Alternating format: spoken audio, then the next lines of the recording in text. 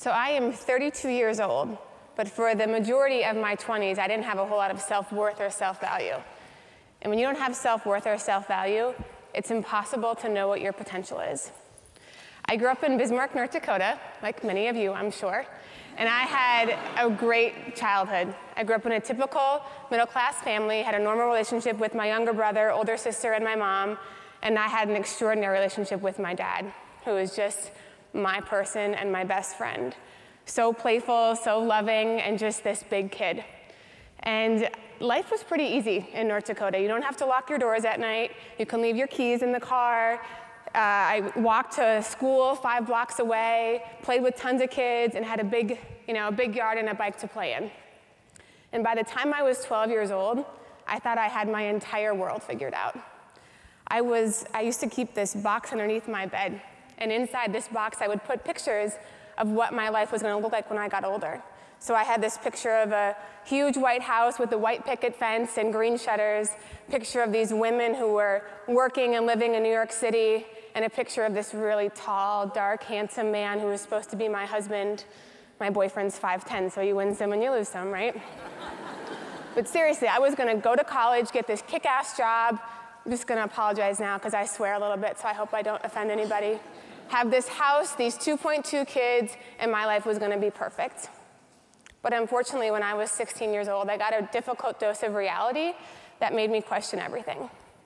I was sitting home. It was the summer before my sophomore year in high school, and my dad came home from work early and asked if me and my brother and sister could leave for a little bit so we could talk to our mom. That was a very strange request. My dad is not the let's sit down and have a long conversation type of guy, and he's never asked us to leave the house before. But we all left. I was the first one to come back, and my dad was sitting upstairs on the couch looking somber, embarrassed, and nothing at all like this superhero father figure that I knew so well. And that's the day I learned that my dad was a gambling addict. For the past couple years, he had been cleverly hiding his behaviors and activities from us, and he had just told my mom that he had owed a lot of money to a lot of people that we just didn't have. Unfortunately, that wasn't my dad's first introduction to addiction. He went through drug and alcohol recovery when I was a little kid. I've never seen my dad drink or do drugs. I've frankly never even seen him be tempted by those activities. But my mom did. And for years, she was on the receiving end of my dad's addiction, which comes with deception, lying, cheating, and irresponsibility. Again, words I never would have used to describe my dad. But for her, those memories were incredibly vivid, and she kicked my dad out of the house that day.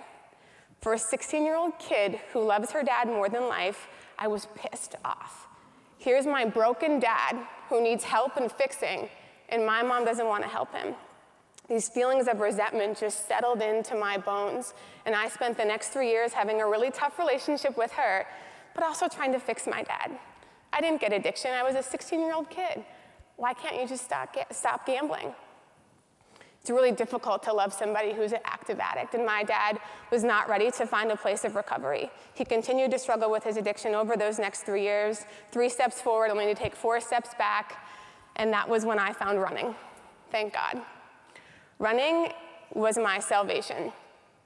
I quickly and thankfully got consumed by the lessons that running taught me. I had so much negative emotional energy inside of me that I had to do something with it. And running gave me so much at that time in my life. I learned 2 very valuable lessons. One, that you have to take life 1 step at a time. You cannot cheat running. You cannot go out and run 10 miles and run number 1 and run number 10. That's 2 miles.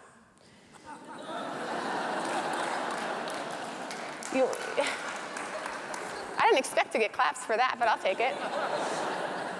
You also learn that everybody's on some shitty roads in life. And when you're on shitty roads, you got choices to make. You can either choose to persevere up that hill in front of you, or you can turn around, or you can go left, or you can go right.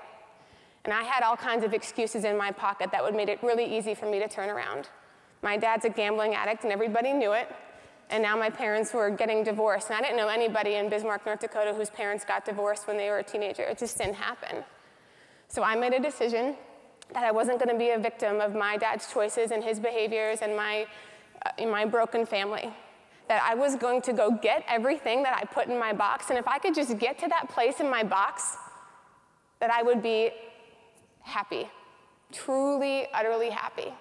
So I moved 1,000,000 miles a minute. I went to college. I graduated early with 2 degrees. I went to graduate school. I graduated early there too. Found myself living and working in DC, and when I was 24, I got a job offer to move to Philadelphia. Philadelphia was not in my box. However, amazing opportunity for a 24-year-old, so I took it. And from the ages of 24 to 26, I had no idea who I was. It was probably the most difficult time in my life. I felt very alone. I felt very lost, and I had no idea what I was doing. I began to ask myself some of the big questions that we all ask at some point, at least once in our life. What am I doing here? What's my purpose? What is my calling? What's all this mean? I started to question that if this life that I had built for myself was even something that I wanted. And that was a really scary place for me because I didn't have a plan B. This was what I was banking on. If I just got to this husband and this house and this job, and I was extremely nervous, and I felt paralyzed.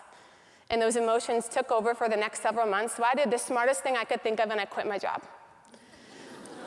I quit my job because I thought I was going to be forced to figure it out if I took away my security blanket.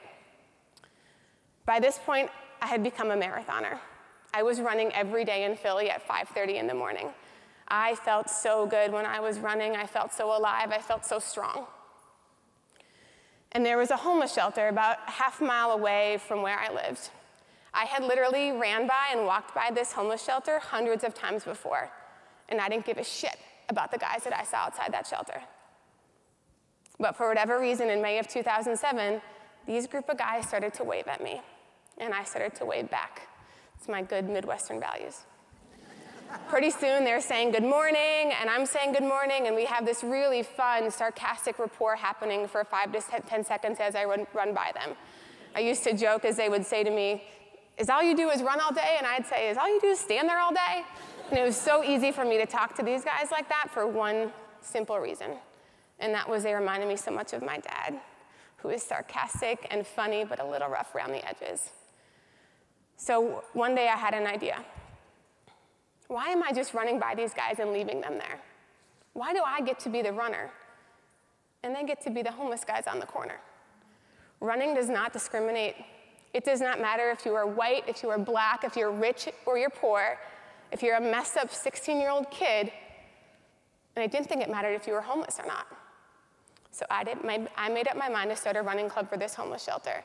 I get on the phone, I call the director, I tell him my brilliant idea, and he tries to think of the nicest way to tell me that homeless people don't run.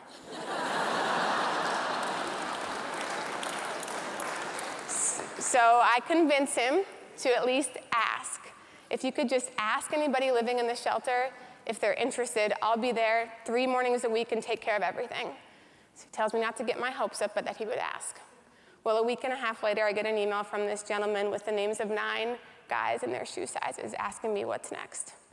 I'm super excited. I send an email to anybody I have an email address for, asking for old shoes, clothes, and if you don't have those things, I'll take your money. I was going to start Philadelphia's first homeless running club. People sent in all kinds of shoes, and I remember looking at these shoes and thinking, you know, I wouldn't run in these. They're old and they're dirty, and what kind of message am I going to give to these guys if I tell them that these are good enough for them because they're homeless? So I decided that everybody was going to get a brand new pair of shoes.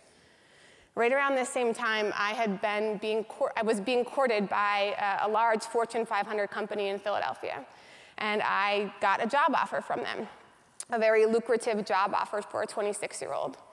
And if there was any part of me that still wanted this life that I had created for myself as a kid, this was the answer.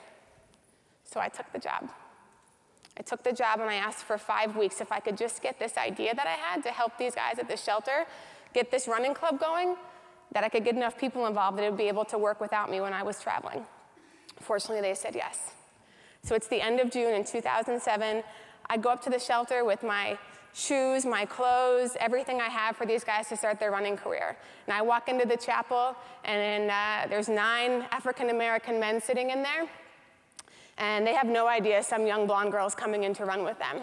So I get arms crossed, looking at me, cockeyed, wondering, who is this girl? I get people winking at me, wondering, who's this girl? I had all these different emotions And I had to completely neutralize the room, and I opened up about my love for running and my dad, and I swear to you, it is as if I found my people. I felt so comfortable around these guys. And the most important thing we did that night was I handed out shoes and clothes, but more importantly than that, I asked all these guys to sign a dedication contract that I created on my computer at home. It was called the Sunday Breakfast Rescue Mission Dedication Contract. Our name's a little cooler today. And it said, if you want to be a part of this, you've got to show up 3 days a week, Monday, Wednesday, Friday, at 6 a.m., and you have to be on time. And you need to come with a positive attitude and support and respect your teammates. I didn't look at these guys and say, I get it, you're homeless. You can't possibly show up 3 days a week. If you make it 1 day a week, that would be great. And you're probably going to be late, but if you can try not to be too late, I'd really appreciate that. I looked at these guys and demanded nothing but pure excellence from them. And it was almost as if they were waiting for someone to do that. They looked at me, they looked at each other, and we all signed that piece of paper that night. And we had our first run together on July 3rd. I had some really good media contacts in Philly, and I thought this was such a fun story. And plus, I had to get people involved, because soon I have to go take this job for this corporation. And I called them and tell them what's going on, and they had the same reaction. Homeless people do not run. There is no way that this is happening. If you think about homelessness, and you think, when I say that word, people usually get an image in their head. And they usually think of words like dangerous, smelly, drinking, paper bag, shopping cart, doesn't want to work, and definitely doesn't want to work hard. When you think of the word runner, you might think of ambitious, disciplined, focused, reliable, type A. And these two things just did not go together for anybody. So I show up this morning, I show up early, all the guys are already outside, the media's on the other side of the street, almost as if the president was in town. Every single news station and newspaper had to know the answer to their burning question: why these homeless guys are running? So they go over and they ask them, and they get the most obvious of answers. Because I wanted to see if I was any good at this. I wanted to try something new. I wanted to get healthy. I wanted to meet some new people. Same answers that anybody in this room would give for trying something new. We all ran a mile together that day. Some of us ran it, some of us walked it, and some of us crawled it, but we got our mile in. And these people, after these media stories started to get on TV and in the paper, people started calling and emailing and wanting to come run with us. And pretty soon there's 20 people on the corner of 13th and Vine in Philly, the most unlikely group of people that you ever would see, that shouldn't have been at the same place at the same time on purpose. Our backgrounds were very different: upbringings, drug use, jail time, realities, income, race, religion, you name it. But we all had something in common now. We were all runners. And when we were out there in the morning, you couldn't tell which one of us was struggling with anything. We were teammates, and we were supporting each other. And over the next few weeks, 2 observations happened that were very simple, but really powerful to me. The first one was that these guys were showing up every day, and they were on time. I learned through my dad the hard way that you can't force a grown man to do anything, and that change has to be voluntary. I wasn't forcing these guys or threatening them to be there. I didn't have anything to threaten them with. I couldn't take away their shelter, or I couldn't take away their food. There was a community that they wanted to be a part of. That was interesting to me. The second piece was the reaction that I would get when I would track their miles on this big white poster board. All their names were on the left, and the numbers were at the top to represent the mileage. And at the end of each run, I'd take a Sharpie next to each of their names, Joe, Craig, Mike, all of them, and color in the miles that they did. Each of these guys would just hover behind my shoulders, watching me give them credit for the work that they did. And that's when I realized actually how much in common I had with those guys, and how much in common I had with every single person in this room. We're all looking for the same thing. We want to be noticed, appreciated, valued, cared for, and loved for.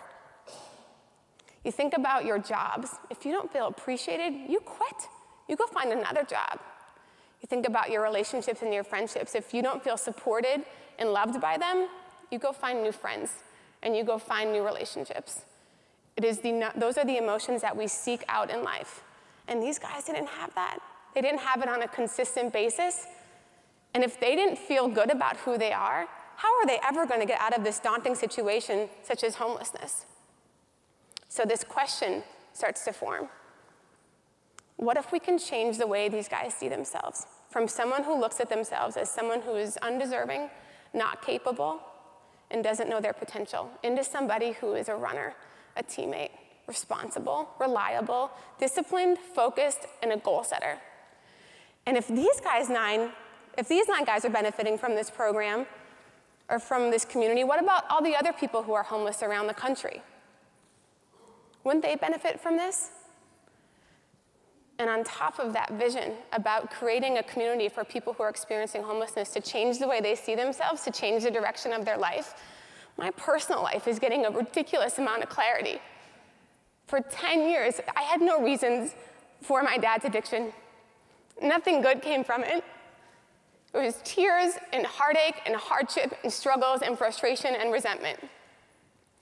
And now for my life to come full circle, to realize my own healing force is going to be used to help people who remind me of my dad and give them opportunity, I'm sorry, I'm just not that clever.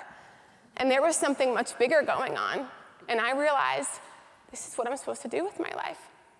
So I started to talk to anybody who will listen to me about this idea and this vision to grow this into a comprehensive organization that can help thousands of people around the country. And that I didn't think I was going to go take this fancy job. Everybody thought I was nuts.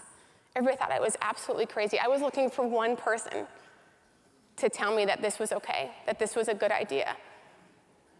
I remember even sitting down with a friend, and she says to me, someone has to tell you you're being silly. You're just being silly. There is no way that this is going to work. And what do you think you're going to do for these guys anyway, Anne? Do you think you're going to change their life or change the world? And I started to think about how the world changes, how movements happen, how products get created, how ideas surface. They happen from one person. One person has to say something or do something. The world doesn't change any other way. So I went through 3 scenarios in my head. The first one was, what if I just take this job and I continue on my merry way and I help when I can?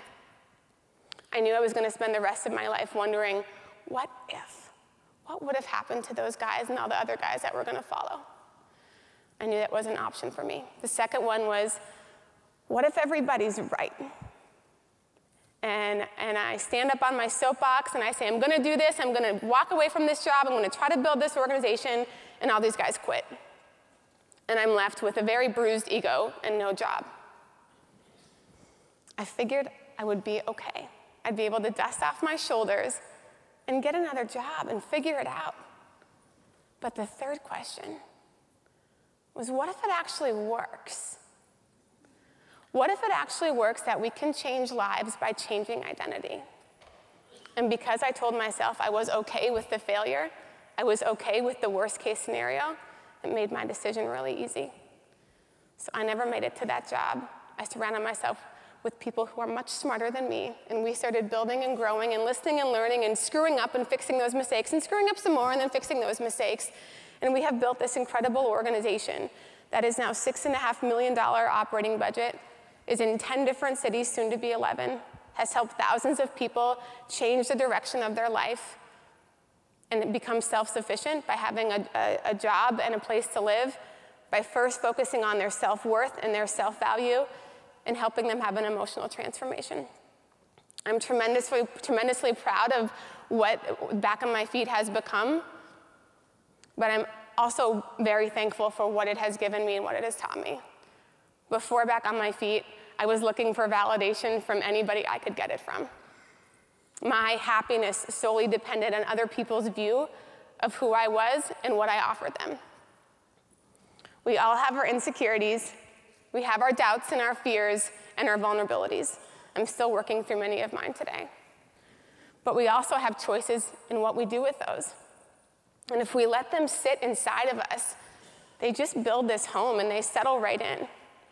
But if we put them out there and we share them truthfully and honestly, that is when our courage and our bravery and our confidence gets more room to grow. And those are absolutely necessary ingredients in overcoming the perceived impossible. Thank you.